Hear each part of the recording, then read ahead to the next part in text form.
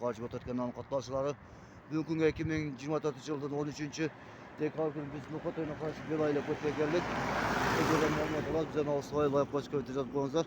Notuna жаңа aylık öt bolup dur. Bilip çıkazana kettik. Assalamu alaikum. Qandaysызlar? Жақсыбы? Құдайға шүкір өзіңіз. Тынсыз ба? Жақсы. Өзіңіз таныстырып сөйлеп кетсеңіз болар екен. Мен Эшматов Адылбек Музраимович 1977 жылы азыркы Төлө сайлоо өкмөтүндөгү сайлоо колгосунда төрөлгөнмүн. Эми мына Алланын буйругу экен. Буга чейин ошол Төлө сайлоо өкмөтүнүн башчысы болуп 8 жыл ошол жерде иштедим.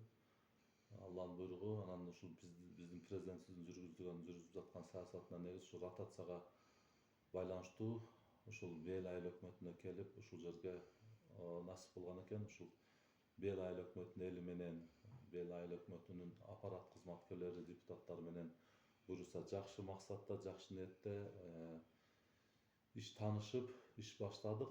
Буюрса бул жерде эми азырынча мына келгениме 1 жума болду.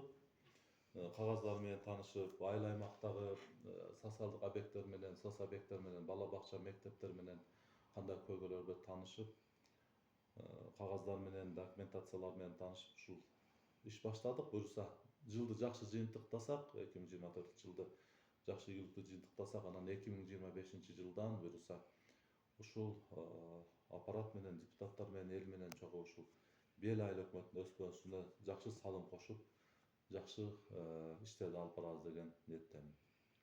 Рахмат, Алла разы болсун. Абрек суроо берели. Бул жерге указ качан чыккан? Кайсы күнү келдиңиз?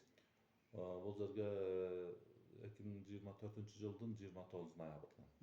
Машалла. Бул депутаттарга мандат берген күнү келипсиз анда, Ооба. Жакшы, ишиңизге ийгилик, Аллахым өзү колдосун. Рахмат. Өзүмдүн атымдан жана Нокотко 24 алым атынан жана ушул Бел айыл өкмөтүнүн элдеринин атынан сизге терең ыраазычылык билдирем. Ишиңизге ийгилик, Аллахым өзү колдосун. Ассаламу алейкум, рахматуллахи ва баракатух. Тынч болуңуздар, аман болуңуздар. Денсаулык каалайм, ийгилик каалайм иштериңе. Дагы Аллах насип кылса, жаңы жылдан кийин дагы бир келебиз, иншаллах, насип кылса. Рахмат силерге.